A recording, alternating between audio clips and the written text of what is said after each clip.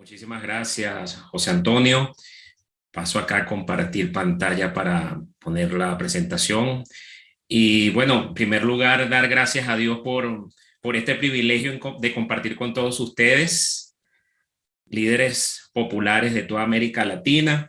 Y desde el Centro para la Comunicación del Consejo Episcopal Latinoamericano agradecemos esta invitación a la Academia de Líderes Católicos, a su director, a ti, José Antonio, y también quiero agradecer a un hermano de vida, de Camino y Misión, Elvi Monzán, secretario ejecutivo de la Red Clamor. Asimismo, les hago llegar un saludo de la directiva del CELAN, de parte de Monseñor Miguel Cabrejos, presidente, de Monseñor Jorge Lozano, secretario general, además de quienes integramos el equipo del Centro para la Comunicación, Monseñor Juan Carlos Cárdenas, presidente, y un obispo muy ligado a la Academia Latinoamericana de Líderes Católicos de acá desde Colombia, en Pasto, al sur del país, y al doctor Oscar Elizalde, director del centro, quien también les envió un saludo y con quien tengo el privilegio de navegar en esta misma barca. En este taller de hoy quiero compartir una experiencia y una mirada, primero como docente que fue en Venezuela, investigador, periodista de este mundo católico y por supuesto como laico,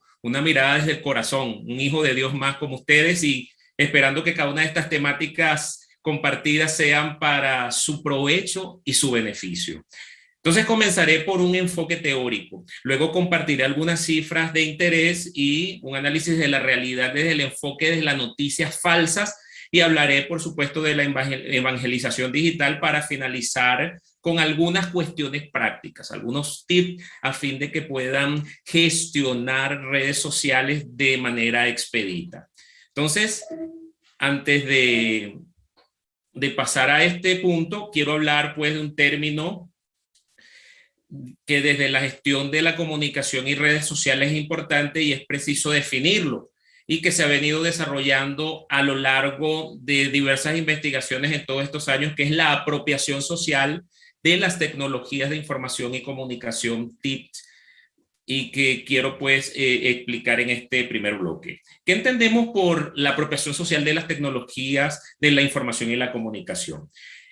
La apropiación social es un mecanismo mediante el cual las personas hacen parte de su vida y de sus prácticas sociales dispositivos tecnológicos y recursos informáticos.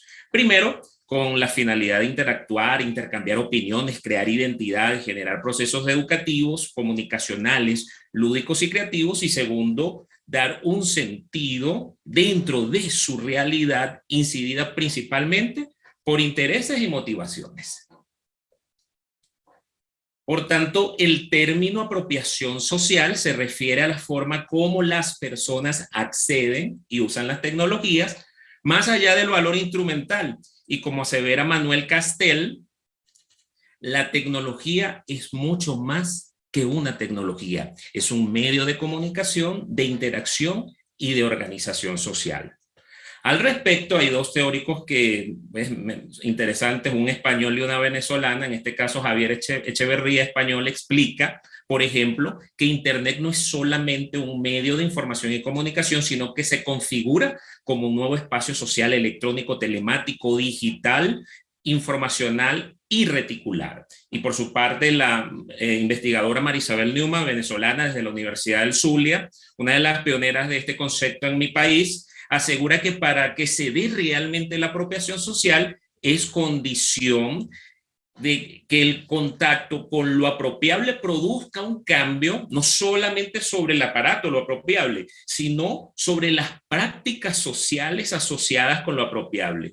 Y luego, un paso más allá, cuenta Marisabel, los que se apropian deben poder regular el resultado del cambio en las prácticas sociales. Entonces, bajo estos supuestos epistémicos, quiero entonces abordar los elementos constitutivos de esta apropiación social. La apropiación social posee dos elementos. Primero, el acceso, ¿no? El acceso vendría siendo la posibilidad de interactuar con una computadora, con un teléfono o un equipo informático conectado a Internet, bien sea de manera personal o en un centro de acceso público o privado.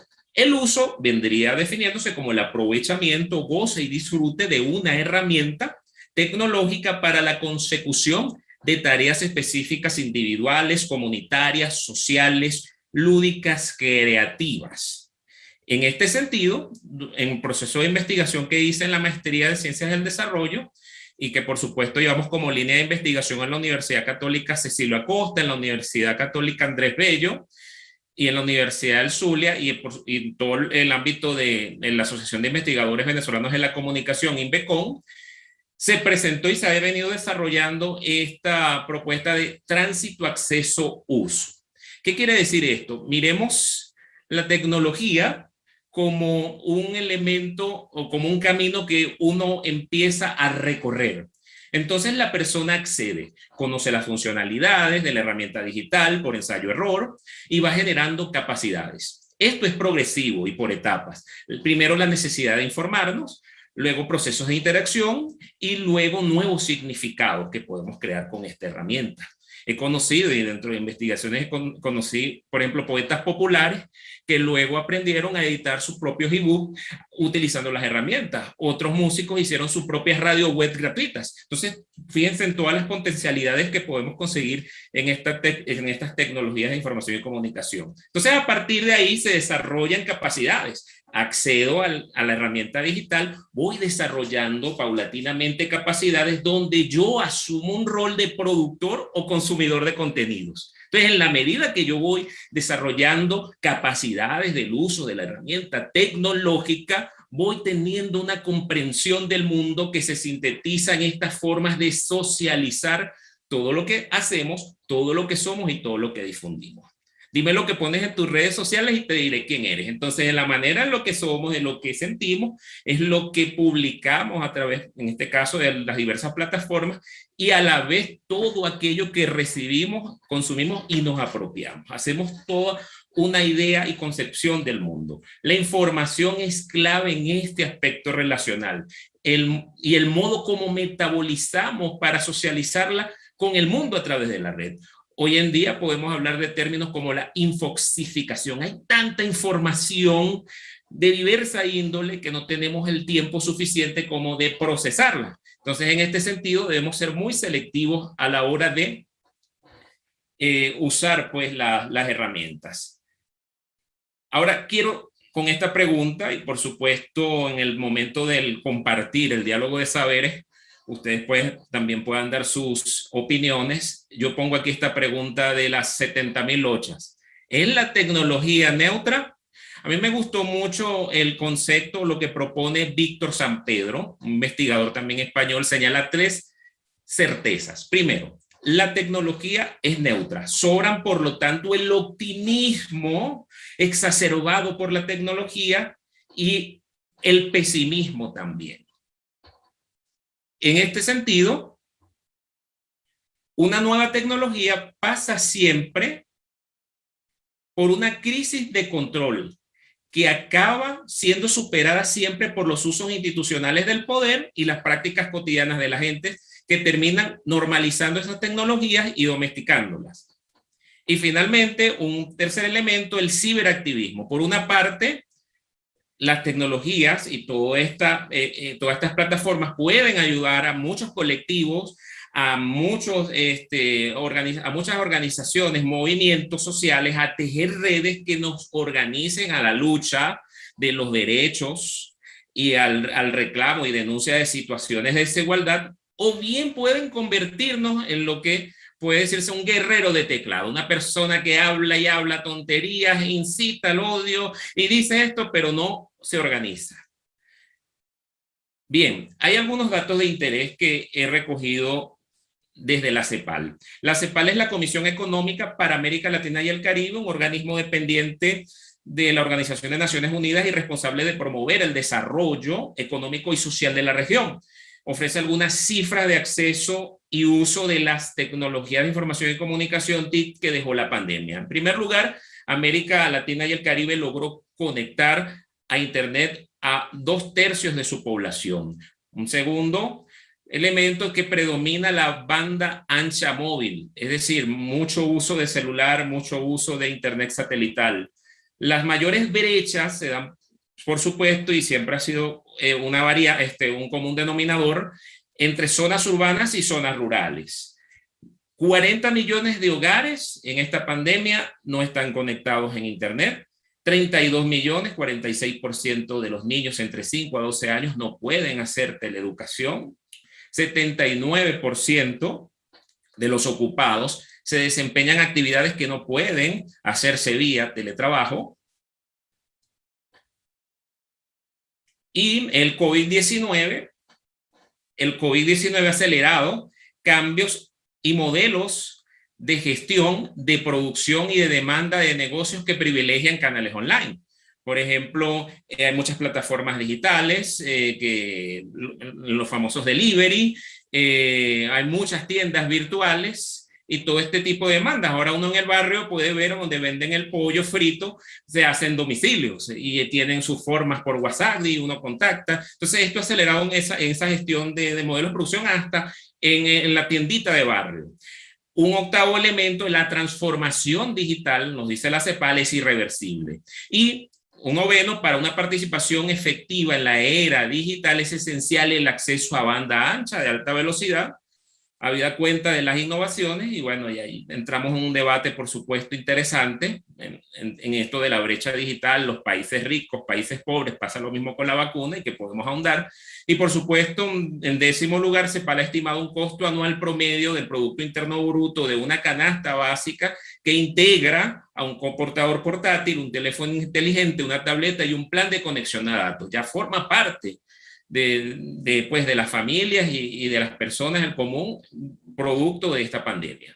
Asimismo, la CEPAL advierte de 4 limitaciones estructurales en cuanto al acceso y al uso. Primero, el acceso y conectividad fragmentados por niveles de ingresos. Es evidente que la pandemia ha dejado pues cordones de pobreza muy fuertes, sobre todo aquí en América Latina, y hay una diferenciación. Perdón, algo pasó con mi presentación, José Antonio.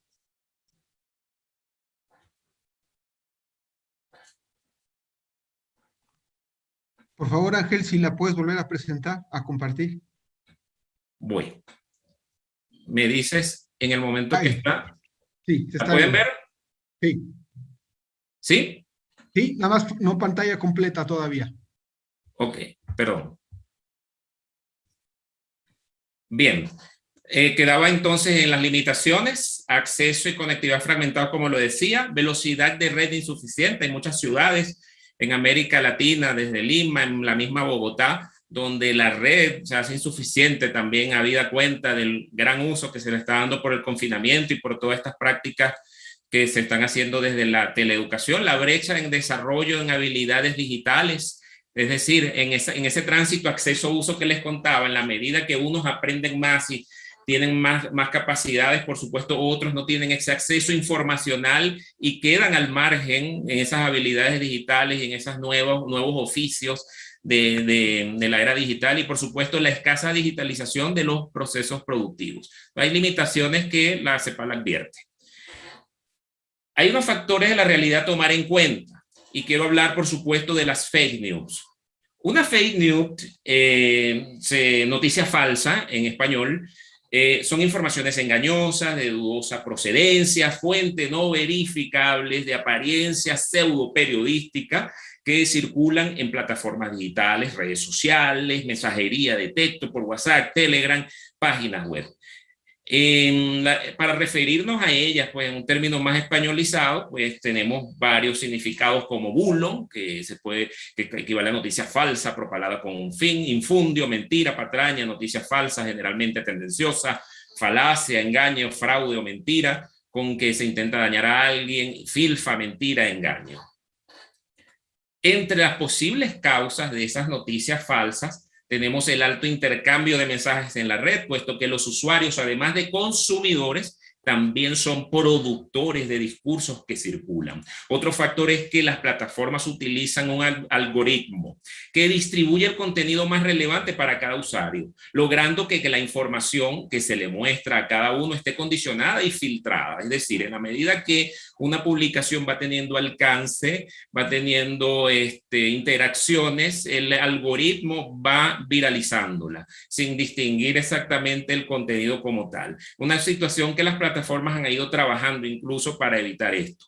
Además, las redes sociales se actualizan constantemente, no solo por la relevancia para el usuario, sino también de acuerdo al alcance e interacciones, como lo decía, que tiene un posteo validando la noticia solo por el nivel de la difusión. Los distintos intereses políticos, partidarios o simplemente una confusión se vuelven mentira para que de una manera más frecuente se viralice un contenido engañoso. Y bueno, quiero aquí poner algunos ejemplos emblemáticos de las noticias falsas, de los fake news, Trump y el asalto al Capitolio. Es emblemático este capítulo, un ejemplo de un supuesto robo por parte de Donald Trump de las elecciones y por ende, gracias a la gran capacidad de seguidores que tenía, hay un asalto al Capitolio y esto pues llevó a la propia plataforma Twitter a expulsar a Trump.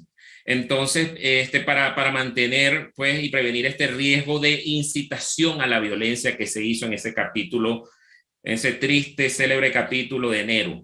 Y bueno, otra de las fake news o noticias falsas, falseadas, es la del confinamiento. Semanas de confinamiento fueron una tormenta perfecta para generar noticias falsas. ¿Quién no recibió, por ejemplo, un mensaje como que las barbas y los bigotes favorecen el contagio del COVID-19? Era conveniente dejar los calzados afuera para evitar el contagio, que hacer limón y gárgaras con sal era una buena forma de prevenir el COVID.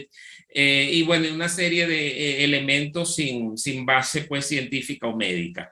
Y además, pues, en la actualidad estamos viendo cómo salen noticias falsas en torno a la vacunación y a las vacunas. Los negacionistas allí tienen pues todo un banquete y han aprovechado para amplificar esos delirios, una vez más por las redes y en apariciones mediáticas. Dicen que modifica la genética, dice que la vacuna tiene un chip que se inserta y te convierte en no sé qué, riesgos sin bases científicas como que las vacunas magnetizan el cuerpo y causan infertilidad, entre otras cosas.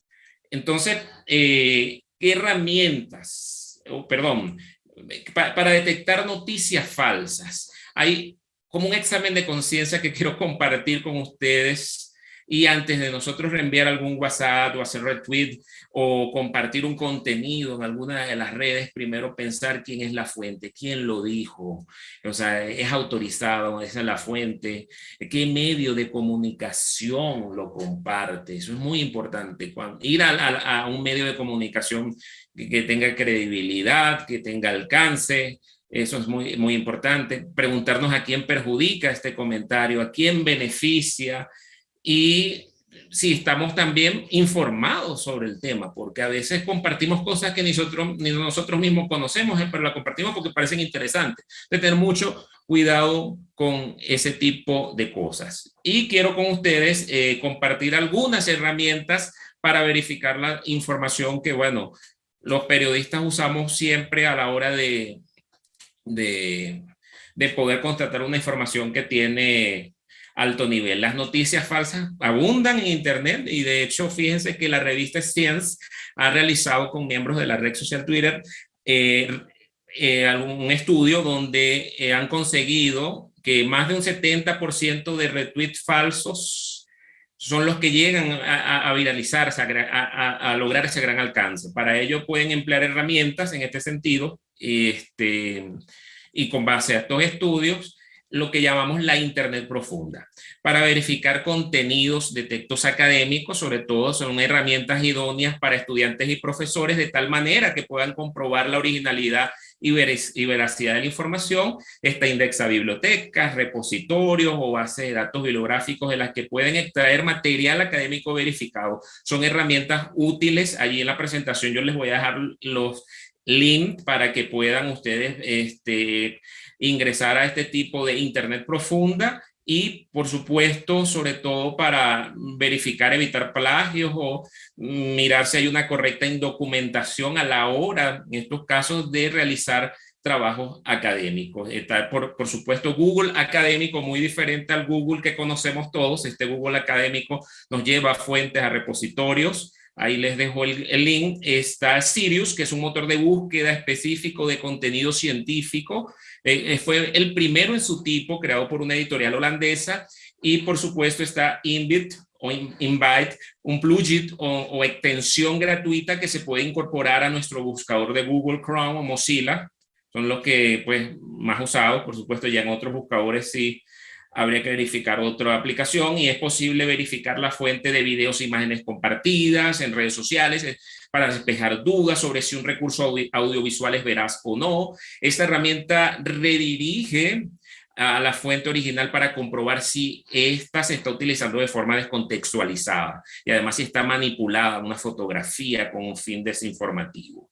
Entonces, estas herramientas nos permiten a nosotros pues verificar un sinfín de herramientas, pero por lo menos estas son las que yo uso y se las recomiendo. Ahora bien, hacemos a un punto muy clave para nosotros como líderes católicos, pues líderes vinculados con este proceso, y es la evangelización en la era digital.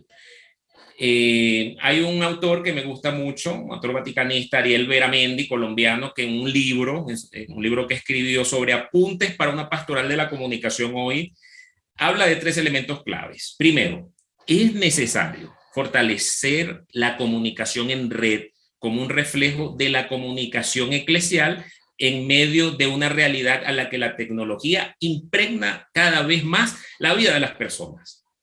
En 2000, la Santa Sede promulgó el documento Ética para las Comunicaciones Sociales. Allí sostiene que el mundo digital aporta a la sociedad enormes beneficios en lo económico, político, cultural, educativo y religioso. Y por su parte, el Papa Juan Pablo II aseguraba en su momento que Internet se convirtió en un nuevo foro para la proclamación del Evangelio. El Papa Benedicto XVI prestó particular atención a la comunicación en red y al nuevo contexto digital. Se refirió a esta cultura digital como un nuevo espacio comunicativo para llevar el rostro de Cristo. Y por supuesto, no podía faltar, y lo he llamado así, Papa Francisco, el Papa Influencer. Fíjense, la cuenta de Instagram del Papa Francisco tiene 5 años, y en 5 años a la fecha lo siguen 8.3 millones de personas. O sea, cualquier líder político del más media, del cine, quisiera tener este alcance. Es envidiable. Específicamente, los seguidores de Francisco son de Brasil, Estados Unidos, Colombia e Italia. Están entre una edad de 25 a 34 años. Es un público joven adulto, por decirlo así. La foto más popular de estos 5 años en la cuenta de Instagram de Papa Francisco, según colegas de Vatican News, es que aquella en la que el Papa sube a la explanada de la Basílica de San Pedro en la plaza vacía ese 27 de marzo de 2020, cuando hizo la histórica plegaria en plena pandemia, ese Ángelus que tuvo más, y esta foto tuvo más de 1 millón de likes y 24,000 comentarios. Entonces, fíjense que Papa Francisco, con todo su alcance, además de toda la influencia en otras redes como Twitter, ha tenido pues esa presencia destacada en las redes. Ahora, voy a un poco a hablar del mensaje para la 55 Jornada Mundial de las Comunicaciones Sociales de este año 2021. En esas, el Papa afirmaba lo siguiente, digo textual: la red, con sus innumerables expresiones sociales, puede multiplicar la capacidad de contar y de compartir. Tantos ojos más abiertos sobre el mundo, un flujo continuo de imágenes y testimonios. La tecnología digital nos da la posibilidad de una información de primera mano y oportuna. En este sentido, el Papa pone de ejemplo las emergencias. Fíjense, en las primeras noticias o las primeras informaciones que salen sobre este tipo de emergencias, por supuesto, viajan rápidamente a través de la web y las plataformas digitales. Entonces, el Papa sigue. Al respecto dice: es un instrumento formidable que nos responsabiliza a todos como usuarios y como consumidores.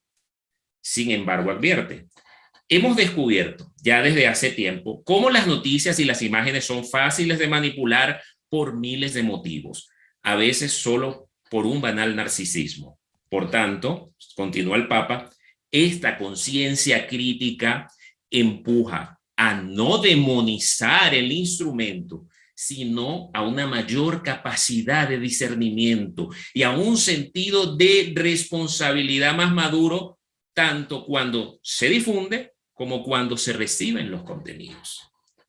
Y el Papa aquí concluyo con el Papa dice, todos somos responsables de la comunicación que hacemos, de las informaciones que damos, del control que juntos podemos ejercer sobre las noticias falsas, desenmascarándolas. Todos estamos llamados a ser testigos de la verdad. Ir, ver, compartir. Mensaje clave de la 55 Jornada Mundial para las Comunicaciones Sociales de este año que nos da el Papa. En este sentido, ahí dejo dos elementos, fíjense, de este mensaje, y destaca, descascar las suelas de los zapatos. Las tecnologías, como pueden ver desde el punto de vista de la apropiación, yo accedo, uso y ha mejorado las capacidades y vida y ha fomentado otros mercados bien. Nos ha permitido mejorar las telecomunicaciones, la teleeducación muy bien. Los emprendimientos, líderes sociales, hemos visto cantidad de gente influenciadora. Por ejemplo, acá en Colombia, unos campesinos se hicieron famosos en YouTube mostrando su vida y ya tienen millones de seguidores y viven de eso. Pero el Papa Francisco dice que para la comunicación desgastar las suelas de los zapatos. Si no nos abrimos al encuentro, permaneceremos como espectadores externos a pesar de las innovaciones tecnológicas que tienen la capacidad de ponernos frente a una realidad aumentada en la que nos parece estar inmersos. Y en segundo lugar, nada reemplaza el hecho de ver en persona, cara a cara. En la comunicación, nada puede sustituir completamente el hecho de ver una persona o de vernos en personas. Algunas cosas se pueden aprender solo con la experiencia. No se comunica, de hecho, solamente con las palabras. Ojo, también con los ojos, con el tono de la voz, con los gestos, con el corazón. Entonces, nada reemplaza. Y fíjense esta foto para mí muy significativa. Les presento allí a Fray Gabriel Gutiérrez. Hoy habita con Dios en las alturas, víctima del COVID. Un fraile franciscano de Bogotá, conocido como Fraiñero. Fraiñero, y ahí está compartiendo con el general Sandúa, otro emblemático personaje de Bogotá, hoy también en las alturas, pues. Y fíjense que con Fraiñero, en este ejercicio periodístico, él me llamaba, me agarraba, mire Angelito, véngase, vámonos para el Cambuche, vámonos para la zona de tolerancia. Y experimenté incluso ante este mensaje, por supuesto, que el Papa diera este año, el desgastar las suelas, el ir a la zona de tolerancia de Bogotá, el conversar con las prostitutas, el conversar con el habitante de calle. Conocí, por ejemplo, un habitante de calle que me dice, mira, yo soy políglota. Ajá, sí, yo hablo inglés, italiano, francés y de eso vivía llevando a los turistas que llegaban al centro de Bogotá. Igual, pues, muchos hermanos venezolanos, migrantes, conocerlos en las calles y escuchar esos dolores y una palabra de aliento, una oración y tomarnos el agua panela y el pan.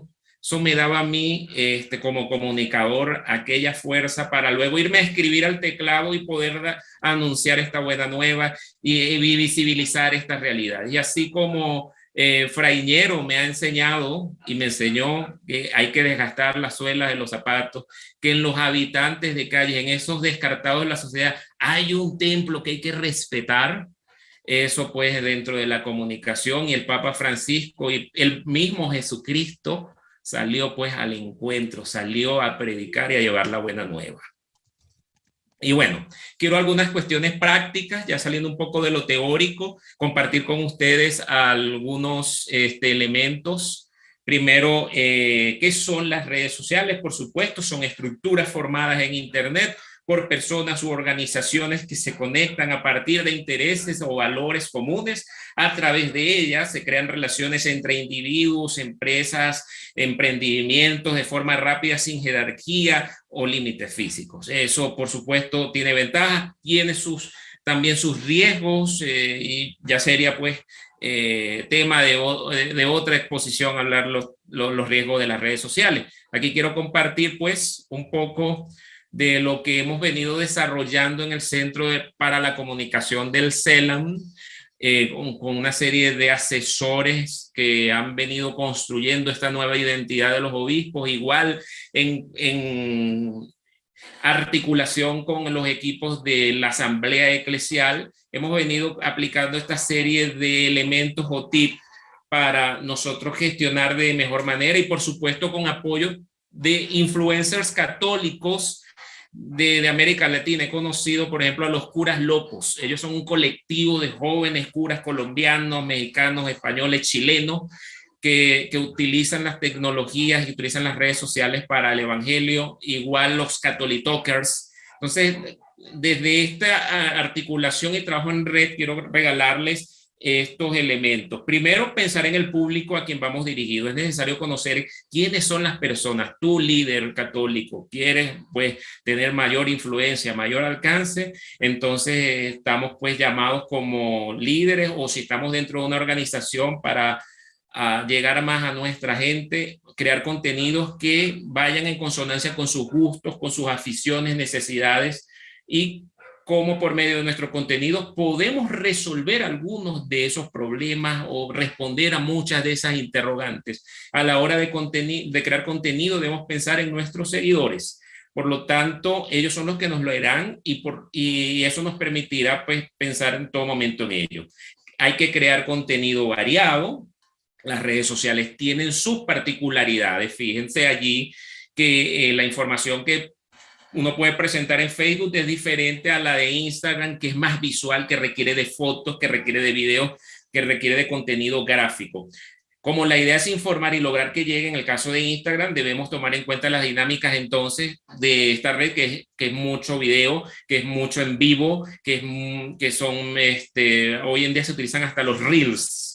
Yo he visto, por ejemplo, unas monjitas acá de Colombia, se llama Marta Moreno, le dicen la Sor Selfie, con su hermana Lucía, también de comunidad, una religiosa de 85 años, y ponen una música moderna, hacen algún reel y bailan, y ponen allí en contexto la palabra de una manera con mucho humor. Yo antes no miraba mucho esos reels y me parecían hasta insulsos. Igual el TikTok me parecía mucho para los niños. Yo de 40 años, millennial, bien, entonces cuando yo vi a esa monjita de 85 años bailar esa música moderna, eso es parte de la apropiación. Toma elementos externos, lo apropia, lo usa y le da ese sentido. Entonces a eso me refiero cuando les hablé al principio de apropiación social. Entonces, en este sentido, siguiendo con los tips, el estilo de la identidad de la organización, teniendo en cuenta que cada organización, comunidad o parroquia tienen una personalidad y un estilo. Por ejemplo, si los fieles de mi parroquia ofrecen todos los días un santo rosario, es una buena idea compartirles un misterio y una forma distinta de rezar el rosario, como lo rezan, por ejemplo, en Argentina, o como lo rezan en Colombia. Hay muchos tipos de rosario, uno puede crear esos contenidos. Igual, en punto 4, el objetivo es ser escuchado. Por tanto, la escritura para las redes sociales debe ser fresca, dinámica, clara, concisa, sirviéndose de párrafos cortos que encierren ideas primordiales del mensaje. Y finalmente, el humor debe ser un aliado. Con tanta presión y noticias no tan buenas en este tiempo, no cae mal una dosis de risas. El mismo Papa lo sabe. El Papa siempre todo lo resuelve con un chiste, y no es porque esté dándole, no le está dando importancia, ¿no? Sino que uno no puede tomarse la vida tan así a pecho, porque él mismo dice, tenemos dos trabajos, ponernos bravos y volvernos a poner contentos. ¿Ya? Entonces, el humor es un aliado y por lo tanto las organizaciones hacen uso de este recurso sin llegar a ofender y sin llegar a herir susceptibilidades. Hay que tener mucho cuidado con esto. Y esto debe salir natural, sin forzarlo, previo análisis de nuestro público que sigue en nuestras redes y esperan el contenido que cubra las expectativas. Y finalmente, quiero presentarle algunas páginas para gestionar redes sociales, que nos permite crear posts, nos permite crear diversas publicaciones para las redes sociales, hasta libros digitales uno puede crear con estas herramientas. Y como lo digo, la cuestión es acceder, es ir familiarizándose con la herramienta. Y estas plataformas, además de tener planes gratuitos, nos permiten desarrollar diversos videos, audios, todo ese tipo de cosas. Está Crelo, está Adobe Spark, está Designer y está Edit Pro. Edit.org. Estas 5 plataformas son muy parecidas, todas son gratuitas y con todas ellas pueden hacer videos, pueden hacer publicaciones para Facebook, para WhatsApp, editar imágenes, y allí pues tienen un mundo para gestionar hasta libros, folletos, tarjetas de presentación, o sea, de todo van a encontrar allí. Y bueno, aquí páginas para edición de imágenes y audio. Hay veces que no tenemos pues esos programas pagos para editar una imagen, para pasar una imagen de, por ejemplo, ay, me la enviaron en PNG, ¿cómo hago para tenerla JPG? Me la enviaron en un formato que ni entiendo, ¿cómo la paso a JPG? Bueno, ahí tenemos I Love Image, que es una plataforma donde usted puede recortar la imagen, ponerla más grande, ponerla más pequeña, y tienen un sinfín de cosas para editar imágenes. Tienen también Audio Converter. Por ejemplo, ustedes graban el celular y les cae en un formato que no es MP3. En Audio Converter, que es este disquito que ven allí, pueden convertir audio, pueden recortar audio, pueden grabar su propia voz allí y ir editando para un podcast, para un programa, hasta programa de radio, poner banda, pueden hacerlo allí. Y hay otro también, I Love PDF, donde yo puedo cambiar un PDF a Word, es decir, hacerlo editable. Yo lo meto allí y lo paso a Word. Hasta puedo convertir un Word que tenga yo, pasarlo a PDF y encriptarlo, ponerle código. En iLog PDF pueden hacer. Y si ustedes hicieron una transmisión en su organización y quedó en Facebook y ustedes quieren, pero queremos bajar el video del Facebook, bueno, ahí les presento FB Down, que es una aplicación o una página web donde ustedes pueden colocar el link del video que está en Facebook, lo ponen allí y lo descargan para poderlo compartir por WhatsApp. Y finalmente, para descargar imágenes gratuitas, porque a veces en la web encontramos imágenes de muy baja calidad, aquí pueden encontrar imágenes de alta calidad y gratis en Pixabay. Allí pueden descargar imágenes de muy alta calidad, igual en Catopit, imágenes católicas en muy buena definición y de manera gratis, para que ustedes puedan hacer diapositivas, puedan hacer posts para redes, videos. Allí pueden encontrar muchísimas cosas. Y para gestionar redes sociales, por lo menos nosotros usamos esto de manera, yo uso las versiones gratuitas. Desde mi celular yo descargo HotSuite y Metricool, y en HotSuite yo puedo programar varios posteos en el día. Lo recomendable es postear 1 o 2 veces en mis redes sociales, es lo recomendable para que tenga el engagement, el alcance necesario, porque a veces uno publica cada minuto en Facebook. No, hay un periodo por lo menos de 2 horas prudencial en Facebook. En Twitter hay un periodo de 24 minutos. Entonces, la idea de HotSuite que te permite en 1 hora programar todas las redes sociales que tú manejes y poder entonces olvidarte en el día de que ya tienes que publicar. Igual Metricool te permite también organizar las redes, publicarlas, y además te permite ver las estadísticas, cuál publicación tuvo más alcance, cuál es mi público, quiénes más me siguen, quiénes más le dan más me gusta a mis publicaciones. En Metricool pueden conseguir esto y son gratis, nada más con sus correos pueden gestionarlo. Entonces, bueno, a la hora de publicar redes, ya saben, la hora determinada, no hay como para decirle, sino que eso lo determina mi público, el que me sigue. Hay horas donde estas mismas aplicaciones como HotSuite y Metricool permiten ver qué horarios son los que más está mi público. Por lo menos en el CELAM, nosotros tenemos un horario prime time. Nuestro horario prime time del CELAM es a las 7:30 de la noche. Ahí ponemos la publicación más importante. En YouTube, por ejemplo, Metricool nos ha dicho que el YouTube del CELAM lo siguen personas de entre 50 años a 55. En YouTube nuestro público es un público muy adulto. O sea, los obispos lo siguen en YouTube, público muy adulto. Igual en Twitter tenemos 16,000 seguidores y nuestros seguidores son entre 40 a 50 años en el caso de las redes sociales del CELAM. Entonces, eso es para que ustedes tengan una idea de cómo estas herramientas de manera gratis pueden indicarnos. Así que bueno, muchas gracias por su atención.